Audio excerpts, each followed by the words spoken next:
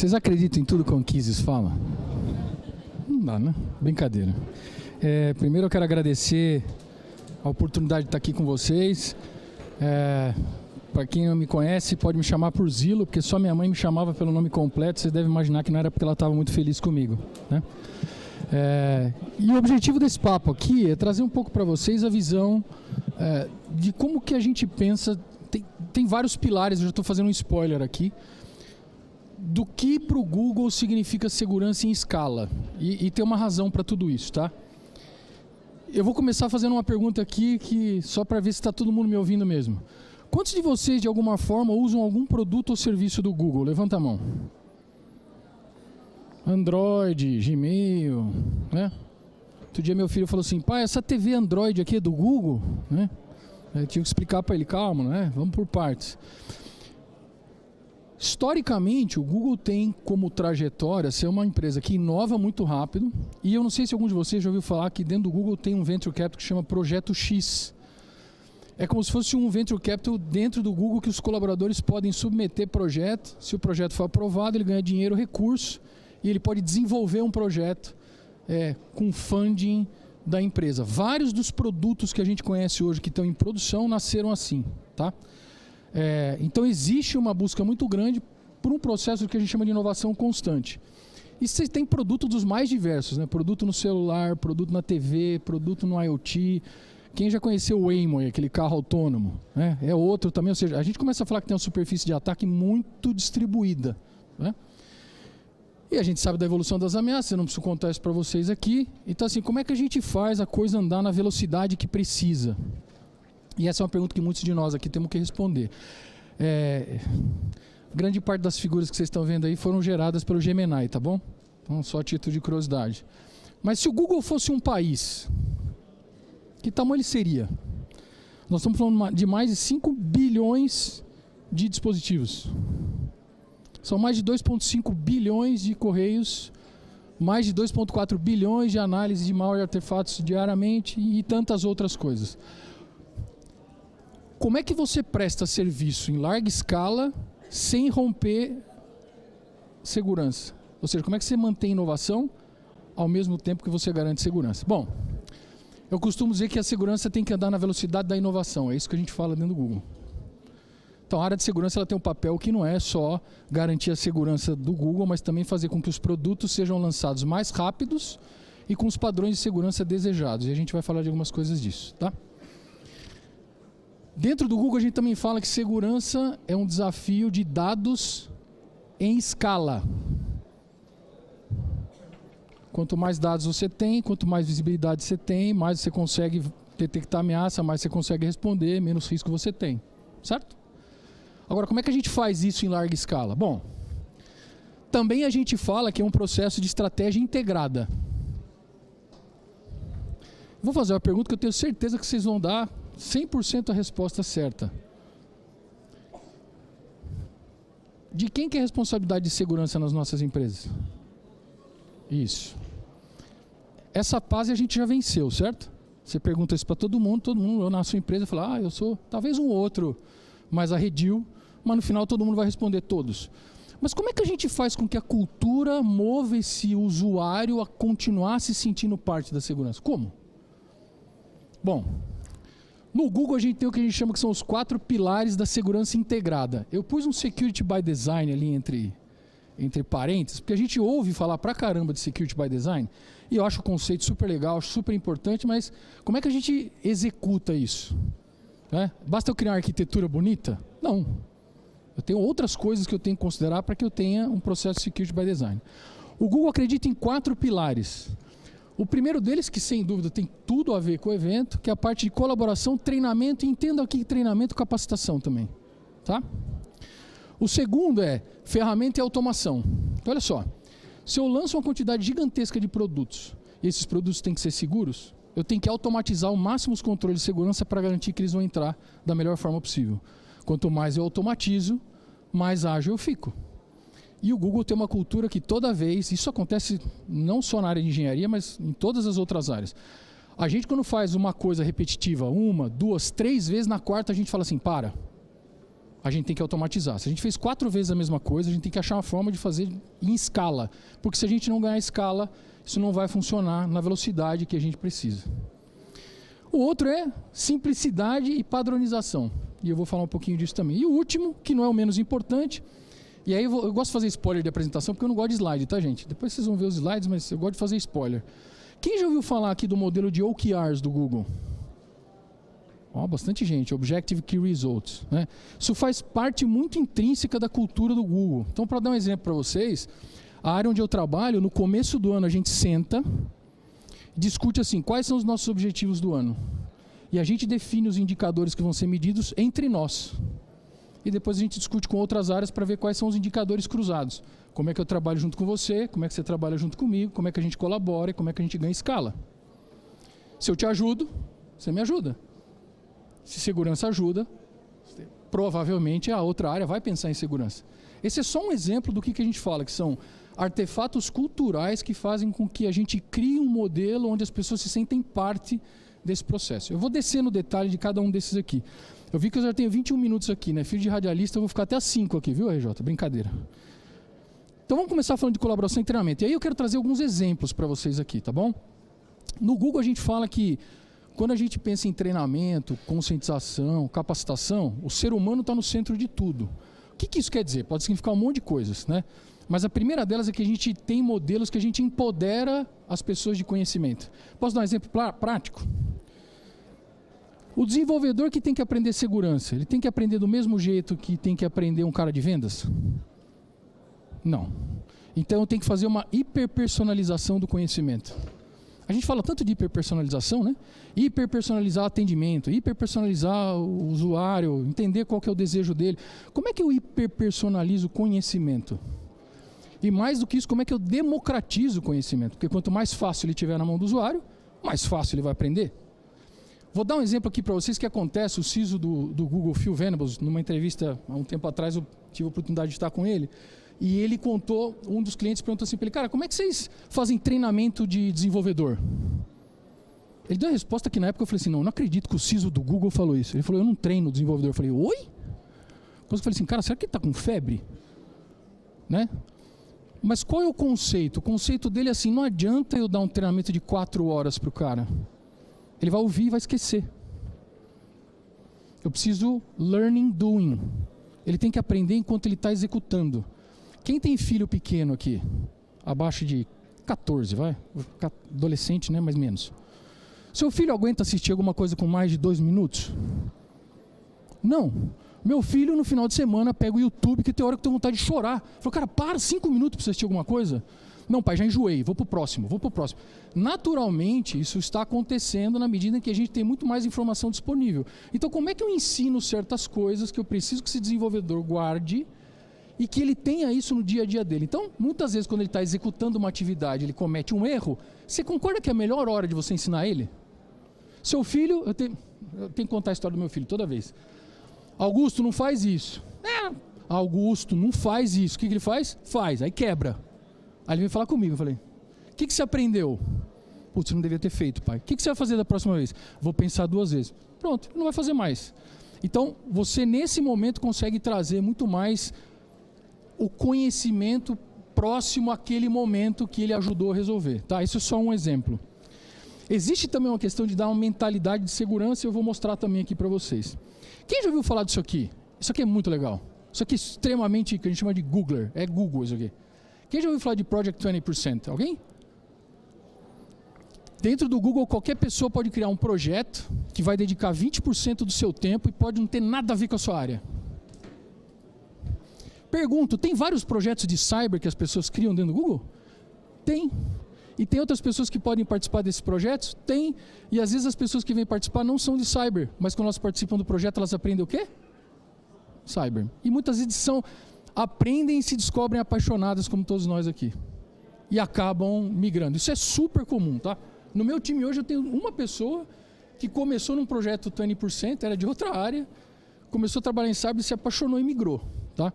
Então qual a beleza disso? É que você dá a possibilidade de democratizar o conhecimento entre equipes multidisciplinares. Isso é legal. Todo mundo começa a ter né, ideia de como que eu tenho que pensar a segurança e tudo mais. Vocês vão, acho que o RJ, depois vocês vão receber a apresentação, né, que tem os QR Codes aí, vocês vão receber depois. Outra coisa que é muito fomentada dentro do Google é a colaboração em comunidade. Esse projeto chama Project Zero, é um projeto de descobertas de Zero Days. Tem pesquisadores lá dentro que ficam o dia inteiro procurando Zero Day, não só em coisas do Google, qualquer coisa. O papel do cara é esse, achar um problema e compartilhar com a comunidade. Porque isso gera um modelo de aprendizado de todos.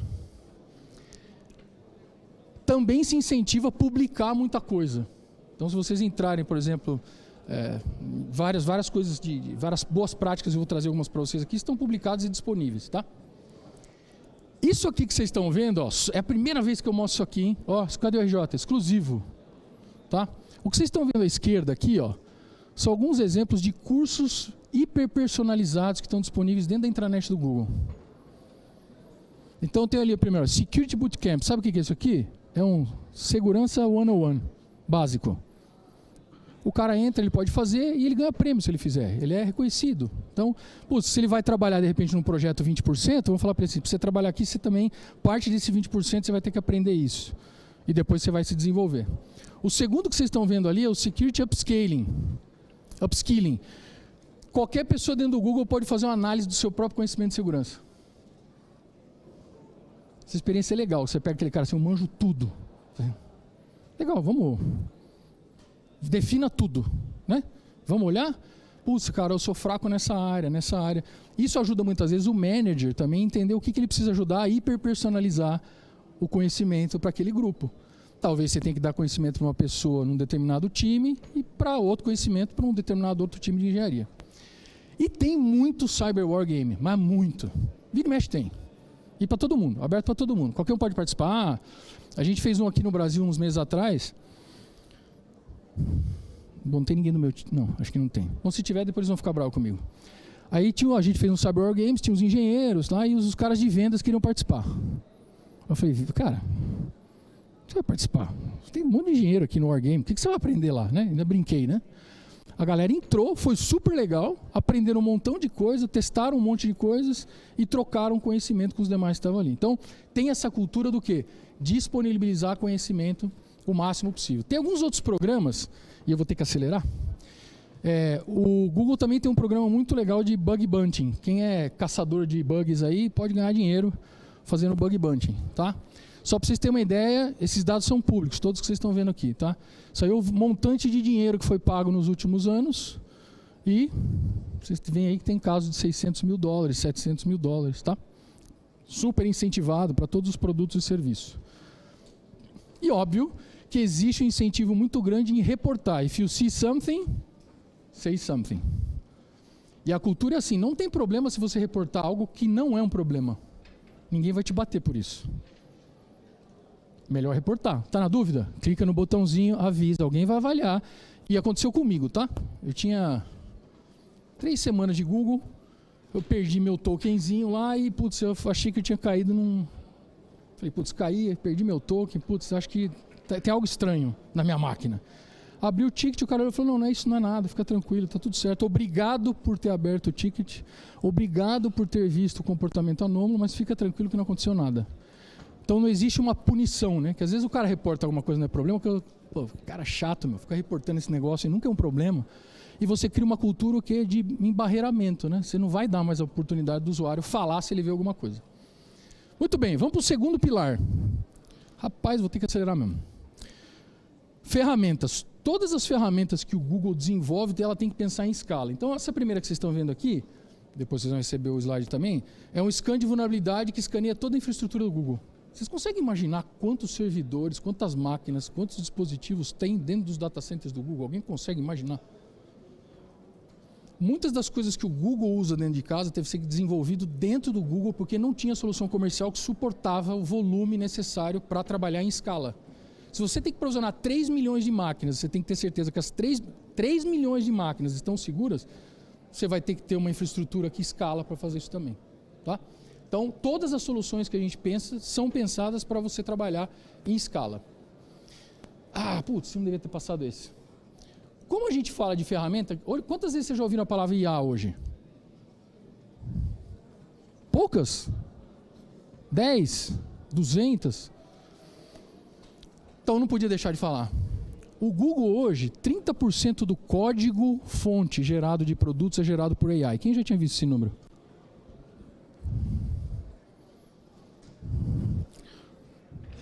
Isso aqui ajuda você a ter eficiência, ajuda a reduzir risco. Se você treinar a IA para ela fazer um código seguro, você vai provavelmente ter um código seguro by design, ou pelo menos com menos risco de vulnerabilidade? Pode. Só que acelera a vida do desenvolvedor? Acelera. Ele vai entregar com mais qualidade mais rápido? Ele vai aprender mais rápido? Vai. Então hoje 30% do que é desenvolvido dentro do Google já usa AI. Tá? Dentro do Google a gente tenta usar AI para o máximo de coisa que a gente puder. Recomendo vocês, se vocês esquecerem tudo que eu disse, vocês têm que entrar nesse site aqui. Tá? São dicas de como que nós usamos AI dentro do Google. É muito legal. A título de curiosidade, eu não conhecia esse site. Tá? Eu estava fazendo material, encontrei um cara, falei, olha esse blog post. Caraca, eu nunca tinha visto. Muito legal. Ele fala como que a gente usa isso em diversos setores. Tá?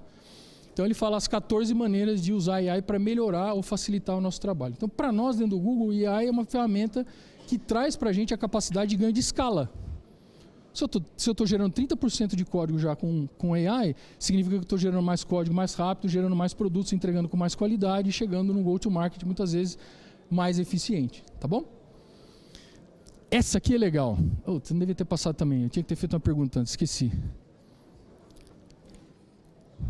Tem... Alguns anos atrás, se a gente falasse assim, um pesquisador tem que encontrar um zero day, ou seja, uma vulnerabilidade numa aplicação que ninguém conhece. Putz, o cara tem que fazer um estudo, tem que fazer teste na aplicação, etc. É um trabalhoso, é trabalho. Quem já fez isso, ou quem já trabalhou com isso, ou tem times que fazem isso, sabe como é. O Google desenvolveu uma inteligência artificial especializada para detectar zero days. E pela primeira vez a IA foi capaz de detectar uma vulnerabilidade sem intervenção humana num produto que ninguém nunca tinha detectado uma vulnerabilidade antes. Isso é uma luz no fim do túnel para a gente? Eu acho que é. Né? Porque a gente passa a ter um pouco de vantagem ou menos desvantagem em relação ao que a gente via no passado. Então, por que eu trouxe esses exemplos para vocês de uso de IA? Porque essa é uma ferramenta que, sem dúvida, dentro do Google, a gente usa em escala sempre que a gente pode. E tem aqui um pequeno trick, né? um pequeno truque aqui. Eu não estou falando para vocês testarem isso, tá bom? Não é para fazer. Ok? Se alguém falar que eu falei, não é para fazer. Se você pega um modelo de IA generativa generalista e você faz uma pergunta de cyber para ele, quanto que ele vai te responder? Raso. Ele não é especialista. Ele vai te responder um determinado nível de conhecimento. Se você treina uma IA para ser especialista em cibersegurança e você faz a mesma pergunta, o que acontece? Ela vai te responder com muito mais acurácia e com muito mais profundidade, certo? Por que a gente fala que tem que usar AI dentro do Google em larga escala? Porque os maus estão usando. Vocês já devem ter visto alguns exemplos hoje, né? Phishing, a gente falou de hiperpersonalização de treinamento, você já tem hiperpersonalização de phishing, né? O cara cria phishing em larga escala, super personalizado, manda para o usuário. Então aqui é como um serviço de contra-inteligência. Quem lembra aqui do WannaCry? Agora eu vou ver quem é jovem que nem eu. Né? Quem que lembra do WannaCry? Quanto tempo levou para a gente descobrir como que desligava o WannaCry? Vocês lembram? Que saiu, aí tinha as listas lá de IOC, todo mundo ficava mandando, essa é o URL. Quanto tempo os pesquisadores levaram para descobrir como desligar o malware? Vocês lembram? Quem lembra? Se alguém acertar, eu dou um brinde. Não está aqui hoje, mas eu trago. Eu juro. 72 horas. Foram 3 dias para a gente descobrir como é que realmente desligava o negócio. O Google treinou uma IA especialista em análise de malware. Pegou 25 anos de inteligência de análise de malware, treinou um modelo e falou assim, você vai se tornar especialista em análise de malware. Pegou o WannaCry, jogou dentro do modelo e falou para ele assim, analise. Em quanto tempo o modelo descobriu o que tinha que fazer, como mitigar, qual era a parte do código malicioso, como é que ele decriptografava o código, quanto tempo? Quem falou 50? Ganhou o brinde. Depois você me cobra. 50 segundos. Tem uma diferença entre 3 dias e 50 segundos? Acho que tem, né? Então, eu acho que para nós, em segurança, a gente tem que pensar que realmente agora a gente pode ter certas vantagens. Eu vou para o último pilar, senão não vai dar tempo. Tinha tanta coisa aqui, mas estou chegando. Padronização e simplicidade. Quanto mais a gente puder padronizar, melhor. Então, eu vou dar um exemplo para vocês que está muito ligado com ferramentas. Os times de engenharia de produtos, eles podem usar determinados componentes de segurança já desenvolvidos. Então, assim, cara, você não vai reinventar a autenticação, tá bom? Tem um componente aqui que já foi testado, vai validado 1 trilhão de vezes, um monte de gente já fez isso aqui e ele é treinado em fazer isso. E se ele tentar usar algo diferente, em algum momento ele vai ser barrado e vão falar assim, você não aprendeu, né? Tá bom, então um treinamento para você aqui de 30 segundos para você ver o que você tem que fazer e como que você tem que desenvolver. Aliás, a título de curiosidade, eu falei que 30% do código atualmente do Google é desenvolvido por IA, certo? Como que a gente faz revisão de código? E mesmo nesses casos, normalmente você tem um mix entre humanos e IA, tá? Mas ela agiliza consideravelmente o processo de análise. Agora, o que a gente quer dizer com padronização e simplicidade ou simplificação? Bom, não vou entrar no mérito aqui, mas tem diversas certificações de segurança, então toda vez que o Google faz um produto, um serviço ou desenvolve algo, os controles necessários já estão documentados e todos os times de produto e serviço têm que seguir guidelines pré-determinados para atender tudo isso. Se ele não fizer, não entra em produção. Padrão. Putz, mas como é que eu vou atender tudo isso aqui de forma ágil? Com ferramenta, com uso de IA, com treinamento, com capacitação, você criando uma cultura, percebe? Não é só eu escrever o padrão, publicar na intranet e falar, lê lá. O cara não vai ler. Eu não quero ler. Não vai dar tempo. Então, como é que você agiliza o meu trabalho? Outra coisa super legal, aí para quem é um pouquinho mais gosta de testar certas coisas, o Google publicou recentemente até na verdade tem mais tempo já, é o TINC. O TINC é um padrão criptográfico que o Google usa. A título de curiosidade, o Google já há muitos anos implementa algoritmo a prova de ataques de quantum computing. Quantas vezes a gente ouve falar o quantum computing vai decriptografar tudo, o mundo vai acabar, né? Não é isso? Armagedon, né? Não, assim, não é bem assim, mas há muitos anos alguém lá atrás identificou essa ameaça num modelo, inclusive, de análise de ameaça e falou, a gente tem que começar a tratar isso agora e você tem padrões de produtos que já são utilizados. O Think é só um exemplo de uma biblioteca que todo desenvolvedor dentro do Google, se ele quer criptografar alguma coisa, ele não tem que inventar nada. Está pronto. Então aqui você tem uma área de segurança que tem um papel de engenharia, que é como é que eu ajudo as outras áreas a serem mais ágeis no processo que elas têm que desenvolver. E tem vários outros padrões que aí eu vou deixar para vocês também, que o Google usa dentro de casa e a gente publica. Quem está fazendo algum projeto de AI aí na empresa aí? Oba, que beleza. Aí vem aquela pergunta assim, como é que você vai garantir segurança de AI, não é isso? Qual é o framework? O que você faz? Bom, o Google publicou um framework que se chama SAFe, super criativo, né? Que é Security AI Framework. Fácil, né? Nome difícil. Pegou toda a experiência do Google implementando AI em modelo ágil, em modelo de codificação, em como que você faz isso em escala, e criou um padrão. Falou assim, olha, você tem 6 pilares que você tem que se preocupar para estandarizar qualquer projeto de uso de AI pensando em segurança. Isso aqui é usado dentro de casa. Todo projeto de AI passa por esse contexto. Tem um outro padrão bem legal, que é um padrão de arquitetura, que é um pouco mais técnico, tá? De novo, todas as práticas que os desenvolvedores usam dentro de casa, que os times usam dentro de casa, isso vira um padrão para nós e a gente acaba publicando isso para a comunidade. Percebe como está ligado no primeiro item lá, que é conscientização, treinamento, capacitação e colaboração? Quer dizer, quanto mais eu crio conhecimento, quanto mais eu colaboro, melhor para mim e melhor para toda a comunidade. E por último, mas não menos importante, olha, eu vou acabar em tempo, hein, Jota? Feedback e melhoria contínua. Aqui eu já dei alguns spoilers para vocês, mas eu vou começar por esse aqui. Onde vocês estavam no ano de 2009? Pensa aí, não precisa falar, né? Em 2009, o Google sofreu o primeiro ataque de APT, que é aquele ataque direcionado da história, porque todo mundo depois batizou como APT-01. Inclusive, foi o primeiro APT que a Mandiant fez análise e batizou de APT-01. O Google foi chamado pelo FBI, o FBI chamou o Google e falou, senta aqui, tem aqui umas coisas que você tem que investigar aí. A China está querendo fazer espionagem dentro do Google e mais 4 empresas. Investigue. Eu falei, cara, como é que eu vou fazer isso? Aliás, o que aconteceu? Não sei. Aí o Phil Venables, ele conta, voltando para dentro de casa, que ele, né, virou pro time e falou assim, cara, a gente tem que investigar isso aqui. Como é que a gente faz? Empresa de engenheiro, um cara levantou a mão e falou assim, eu tenho um data lake. Você tem o quê? Eu tenho um lugar com todos os logs, em 2009. O cara fez a pesquisa, entregou para o FBI, e o FBI falou, não, mas como é que vocês entregaram em 24 horas? As outras empresas estão pedindo um mês. Não, é que de dados e busca acho que a gente entende, né? Diz a piada, né? Por que essa anedota é interessante? Porque de 2009 para cá, muita coisa mudou dentro do Google depois desse ocorrido. Quem já ouviu falar de Zero Trust aí? O Google foi a primeira empresa a implementar Zero Trust num projeto que chamava BeyondCorp, que está num dos slides aqui, em virtude desse problema aqui em 2009. Que a gente discutiu toda a arquitetura, o modelo e como que isso não ia acontecer de novo. Tá? Então, existe um modelo dentro do Google de aprendizagem com os problemas. Não é ruim a gente dizer que a gente tem um problema. Ruim é a gente não ser transparente, não reconhecer e não melhorar. Essa é a cultura. Então, tem um problema, traga, vamos ver qual é, se a gente tem como resolver, vamos resolver, se não, vamos buscar alternativas. Tá? Quem tiver tempo, eu recomendo olhar essa série de vídeos do YouTube aqui. É bem legal. Conta essa história para vocês, mas com muito mais... uma parte mais teatral, assim, né? Do que aconteceu por trás das câmeras. Tá? Muito legal.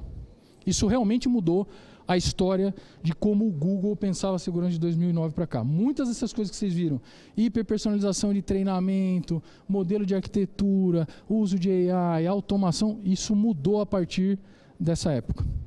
E aqui eu já falei para vocês, existe uma cultura de OKRs. Tudo que a gente vai fazer, a gente pensa em Objective Key Results. Todos os produtos têm OKRs, quer ver? O cara está desenvolvendo um produto, vamos fazer uma brincadeira aqui, vamos pegar essa mesa onde está o Denis aqui. Ó. Tem um squad de desenvolvimento aqui, se tiverem ideia espetacular, ganharam grana, vão desenvolver um produto. Você tem que desenvolver quais são os indicadores que você vai medir se o seu produto é bom ou não. Adoção, experiência, né? Tem vários indicadores que você vai pôr no produto. Seu produto tem que é rentável, dá lucro, gerou revenue, não tem? Todos os produtos têm que ter um OKR, adivinha do quê? Security. É parte do framework. O cara tem que definir o OKR de security. Tem algumas recomendações, mas você tem que ter. E quem que é o dono do OKR de security? É o cara de security? Quem é? É o dono do produto. Porque afinal de contas você não é dono da usabilidade, você não quer que o cara use esse produto? Quer? Você não quer que ele dê lucro? Quer? Você quer que ele seja inseguro? Não, porque se for vai sobrar para você. No bom sentido, né? Então, existe essa cultura de distribuição de Objective Key Results, especialmente quando a gente fala de times de produtos e em relação à segurança. E aí você tem, dentro da intranet lá, vários modelos disponíveis, porque às vezes também o cara de produto fala, cara, o que eu vou medir de segurança? Eu não sei, né? O que eu posso medir? Talvez isso aqui faça sentido para mim ou não. Então, você tem lá até um modelo de dicionário para fazer isso. Já acabou meu tempo. Também existe uma cultura de análise de root cause muito forte, mas muito. De novo, se você tem um problema, não tem problema você dizer que teve, mas você tem que garantir que ele não vai acontecer de novo. E às vezes fazer uma análise de causa raiz, quem já fez algumas vezes aí sabe que isso pode levar algumas semanas. Mas enquanto isso não termina, a gente não para de analisar. E aí eu vou deixar mais duas coisas para vocês aqui. É isso, estou acabando. RJ, não briga comigo não, tá? Cheguei atrasado, atrasei o evento, a culpa é minha, mas não briga comigo não. Quando a gente fala de simplificação, a gente também fala de simplificação especialmente de operação. Porque olha só, a gente falou de ganhar escala. Como é que eu ganho escala numa operação? Porque tem coisas que são operacionais, né? Quem é que já trabalhou num SOC? Eu tenho um SOC na empresa lá, um Security Operations Center. Alguém que monitora lá, certo? Tem que ter gente olhando, tem que ter gente respondendo, não tem? Tem que ter indicadores, não tem? Mas como é que eu faço um SOC trabalhar na escala do Google? Vocês conseguem imaginar? Quantos bilhões de eventos o Google recebe todo dia que ele tem que avaliar? Não bilhões não, são trilhões, são quadrilhões. É muito. Dá para trabalhar num jeito tradicional? Não, o Google teve que se reinventar. O SOC do Google hoje... esse aqui... Qual que é o seu nome? Vai ganhar um prêmio, eu vou dar mais um. Quantos por cento dos eventos que o Google recebe hoje são automatizados, a resposta a incidente é automatizada sem interação humana? 90, quem dá mais? Quem falou 99? Ganhou também, depois você me procura. 99% dos eventos são tratados automaticamente sem interação humana. Quando eu falo isso, eu ouço assim, mas é porque é o Google.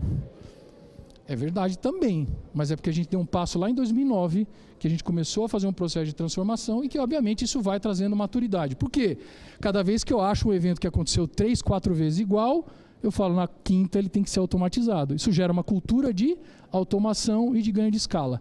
Cada melhoria que cada um dos colaboradores do Google faz num pequeno processo, vocês podem imaginar o tamanho que isso pode ser? Se eu melhorar 1 centavo de dólar a rentabilidade de um produto que é utilizado por 10 bilhões de pessoas, acho que isso vai dar bastante dinheiro. Então, não tem inovação grande ou pequena. Qualquer coisa que melhora um processo ou traz eficiência, a gente precisa considerar. Quem tiver depois curiosidade, tem todo um material específico de como que isso aqui opera, tá? Mas é só para dar um exemplo para vocês. E se vocês esqueceram tudo que eu disse, como dizia meu mestre Julião, agora é de acordar, né? Seus viram, estavam falando um monte de besteira, vocês não ouviram? Se vocês esqueceram tudo que eu disse, vocês têm que lembrar disso aqui. Como é que o Google implementa uma cultura de segurança em escala? Treinamento, conscientização e colaboração em larga escala com hiperpersonalização, modelos de ferramenta, automação em escala e uma cultura de automação. Então, quando alguém faz 3, 4 vezes a mesma coisa, na quinta, ele já pensa em não fazer mais repetitivo. Um modelo de simplificação, quando está complexo demais, pergunte o porquê, não pode ser complexo, tem que ser fácil, tem que ser simples, e isso acontece no dia a dia. Às vezes você está falando com uma área, começa a discutir, cara, está muito difícil isso aí, vamos rever, se está difícil a gente está fazendo alguma coisa errada. E por último, mas não menos importante, é medir. Eu diria até que talvez seja uma das coisas mais importantes, que é como é que eu meço que a automação está funcionando, que o tempo de entrada de um produto em produção é melhor. Como é que eu meço que a colaboração está funcionando? Eu tenho vários projetos 20%, que tem colaboração de vários colaboradores diferentes e que trazem inovação para o Google. Então, para nós, eu não sei qual era a expectativa de vocês em relação à apresentação, né? Uma bala de prata, né? O Zilo vai vir aqui, vai trazer 3 receitas, vai falar como é que a gente implementa segurança igual ao Google, mas percebam que é uma questão muito mais de adoção de uma cultura e uma mudança comportamental em várias áreas diferentes, sempre com o mesmo objetivo. Tudo bem? Beleza? Queria agradecer vocês, eu vou estar aqui, obrigado, espero que vocês tenham gostado, eu vou estar aí até o final do dia também. Obrigado RJ aí pela oportunidade, acreditou no meu paper, não sei se era exatamente o que ele imaginou que eu ia apresentar, depois ele me conta. E novamente obrigado, bom evento para vocês, valeu. Parabéns aí, Zilo. Alguém quer fazer uma pergunta? Pergunta para fazer, suporte, seu celular Android não está funcionando. Gmail bloqueou. Perdeu a senha do Gmail. Como eu faço para recuperar a senha do Gmail da minha namorada? Como é que é? Como que eu faço para recuperar a senha do Gmail da minha namorada? Eu vou responder como se eu fosse uma IA treinada. Senhor, em virtude do meu conhecimento, eu não posso responder. Agora, faça de conta que você... Você vai fazer engenharia social com a IA. Isso, não seria o primeiro. Aliás, você sabe o que eu ouvi outro dia? Eu estava conversando com um cara... E foi a primeira vez que eu vi alguém usar a expressão de engenharia social com IA. Uma IA fazendo engenharia social com outra. Uma história muito louca. Uma com a outra. Aí é legal. Muito louco. IA hacker. Alguém? Perguntas? Não perguntas. Eu vou estar por aqui também. Eu sei que não vou atrasar muito. Qualquer coisa, falem com ele também. Ele recupera a senha do Gmail para todo mundo, pagando bem.